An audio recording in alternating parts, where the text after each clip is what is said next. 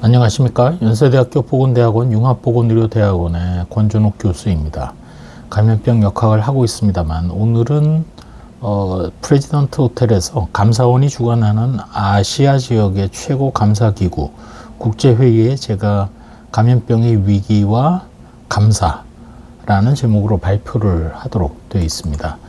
감사라는 제목이 영어로 오디시라고 합니다만 저는 그냥 리뷰라는 제목으로 발표를 하려고 하고 있습니다.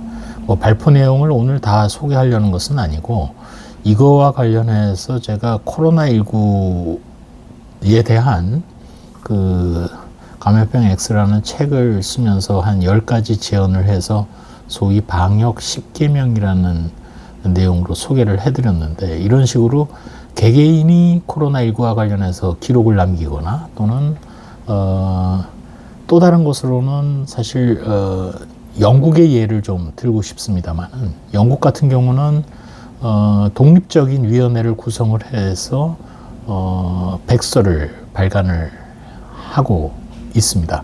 이미 2022년에 작업이 이루어졌는데 Technical Report on the COVID-19 Pandemic in the UK라 그래서 외부 전문가들이 글을 쓰고 이걸 토대로 영국의 방역 담당자들이 리뷰를 한 다음에 다음번에 만약 감염병 유행이 생기면 이거를 담당할 방역 담당자 또 R&D 담당자들에게 주는 이제 레코멘데이션을 담은 책입니다.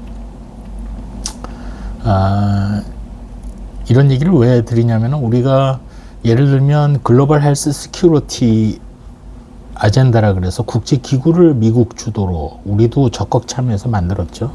여기서 GHS 인덱스를 분야별로 서베일런스부터 또 휴먼 리소스부터 리스크 매니지먼트로부터 등등등 평가를 했더니, 예를 들면 이 평가 결과 2021년에 나온 평가 결과 미국이 1등이고 우리나라가 9위에 랭크가 돼 있고 2위가 호주, 3위가 핀란드 이렇습니다. 근데 코로나19 대응을 볼 때 과연 미국이 1등이라고 볼 수 있을까요?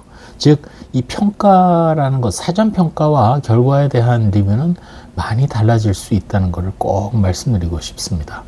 사실은 논문 중에 네이처지에 실린 중국 학자들이 코로나19와 관련해서 여러 가지 지표를 가지고, 예를 들어 록다운 이피션시라든지 헬스 시스템 폴리시라든지 헬스 리터러시라든지 등등등 한 9가지 지표를 가지고 평가한 데 보면은 코로나 백시네이션 이전에 대만이 1등이고 우리 대한민국이 2위에 자리 잡고 있고, 코로나 이후에 파란색으로 좀 표시되어 있습니다만은 우리나라는 대만보다도 더 좋은 성적을 보일 정도로 매우 평가가 좋은 축에 속합니다.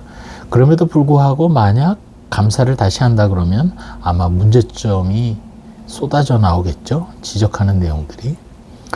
코로나19 이후에 보이는 슬라이드처럼 영국에서 코비드-19 인콰이어리도 있었습니다. 즉 청문회가 있었습니다가 아니라 지금까지도 진행이 되고 있는 그런 상황입니다.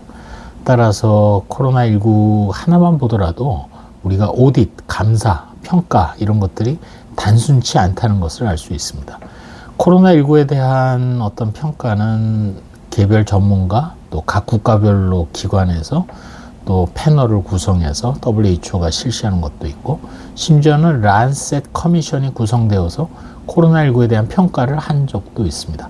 이런 것들을 종합해서 보게 되면 사실 어떤 현안에 대한 평가가 그렇게 단순하지 않다는 것도 알게 되고, 감사라는 것은 이미 일이 일어난 후에 평가하는 것이기 때문에 어찌 보면 이를 미리 대비하는 사람들에 대해서는 뭔가 다른 시야를 가질 수밖에 없습니다. 제 평생 공직을 했던 학교에 오기 전에 하면서 감사원, 예산처 이런 쪽이 참 공무원 중에서도 갑이다 이런 생각을 합니다만, 이미 발생한 일을 리뷰하고 평가하는 것만큼 낭비적인 게 어디 있겠습니까? 그 일은 전문가들에게 남겨놓을 일이고, 정책에 대한 것은 도리어 사전 예방 차원에서의 리뷰라면 그것은 100번 환영할 일이라고 생각을 합니다. 예산도 마찬가지고요.